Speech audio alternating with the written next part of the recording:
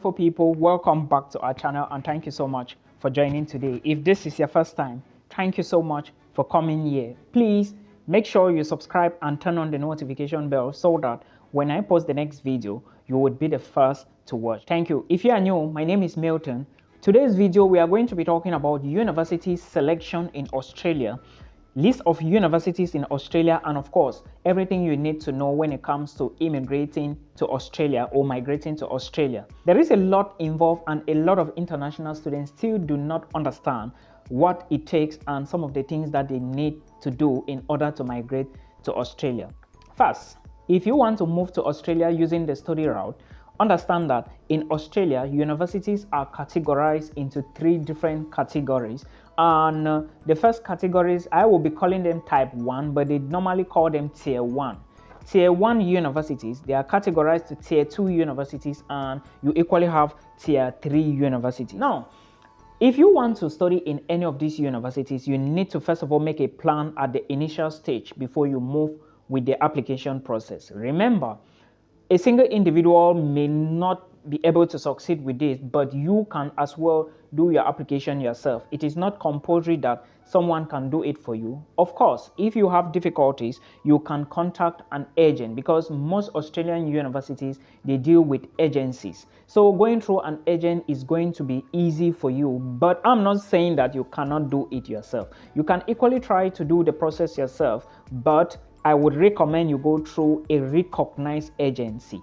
Remember, the key word here is recognized agency. Do not go to people that do not know what they are doing. Someone spoke to me yesterday on a one-on-one call, and I noticed that this individual was actually crying, saying that someone did his application to a school in Canada, and only for him to realize that the program they applied for him is a 3-month program and is equally an online program. And I don't understand why a so-called agent can do this to an applicant. You cannot apply for a 3-month program, and you cannot equally be applying for an online program for someone who is looking for greener pastures, because the visa will not be granted. As simple as ABC. This is something which is non-negotiable. So please go to people who can actually pull you through or who know what they are actually doing. It is very, very important to follow up this. Now, let's come back to the list of universities. I'm going to be taking a look at my Jota here so that we talk about this in detail. Tier 1 universities are most of the top-ranked universities in Australia. Examples include the University of Melbourne, another one, the University of Sydney, the University of Queensland, Adelaide University, and the University of Western Australia. These are just some few schools that are categorized in the tier 1 level or the type 1 category of universities in Australia. Remember that Australia has about 6 different states, all right? North Australia, South Australia, and maybe is it Queensland and Tasmania. And if you are looking at universities, I will consider you to first of all take a look at some of the universities located in various states. Remember, I said as the tier increases downward, their tuition fee decreases. That is to say, universities that are in tier 1, like the University of Queensland and the University of Sydney, all right, these are the most expensive universities. Those that are found in tier 2 and 3 are usually very affordable. And there are some differences you equally need to know when it comes to Australia. Australia is a country which is immigration friendly. So if you really want to move to a country and your money, first, let me talk about the budget here.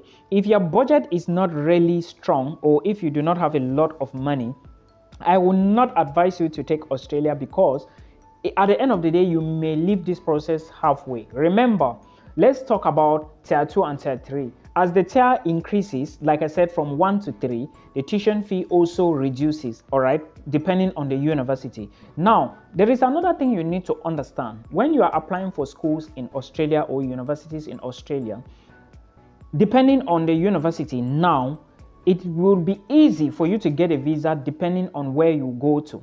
For example, if you are applying to a school which is in tier 1, understand that visa procedures are usually very relaxed with tier 1 universities.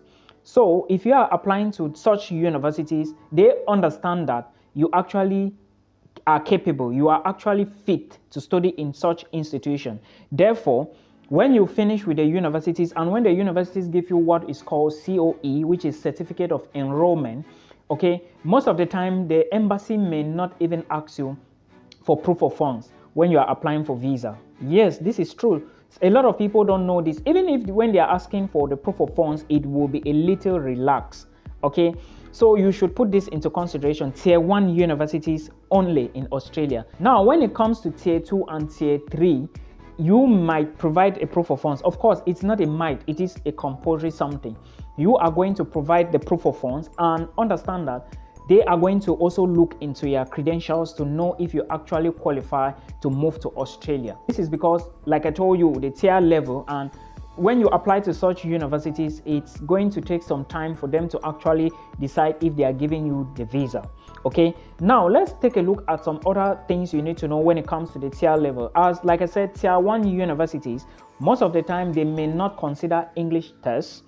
All right, but I'm not saying that all the universities, some of them might not consider the English test, like the IELTS, which is the International English Language testing system. They may not ask you during the application stage, because they already know that if you are applying to this school, of course, you are going to fulfill the conditions. So this is something you need to know. And tier 1 universities, like I said, are very expensive and they are immigration friendly.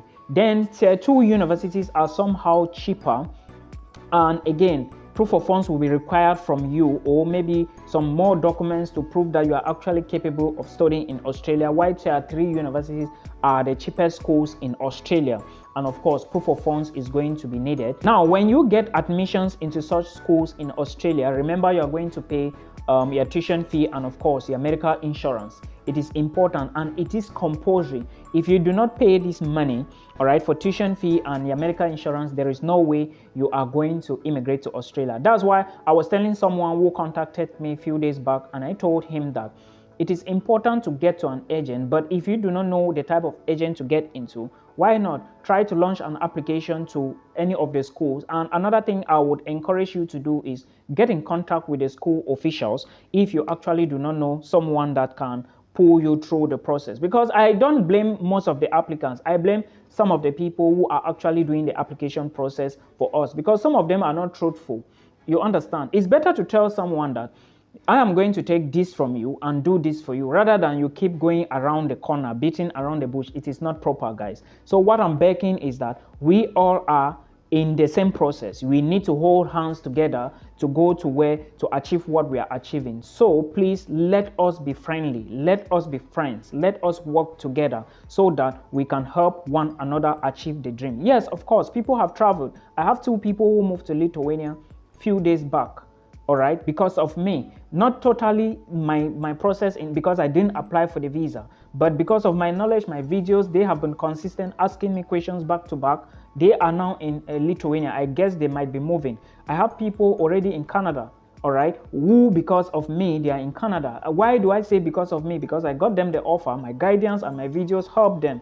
I have people moving to other countries, okay, even in Northern Cyprus. So please, this is how we operate. Even if you are going to charge people, no problem, at least be friendly in whatsoever thing you do, because after this there is life, and after this there is God. I hope you understand. So this is what you need to know about studies in Australia. You are going to watch another video on the channel, and I don't know when that video is going to drop, but it's more or less about information on how to migrate to Australia as well. If I have more information about visa processes, of course, I'm still going to bring the information to you, okay, or the knowledge to you, or the material to you, so we can all utilize it. I hope this video helps you.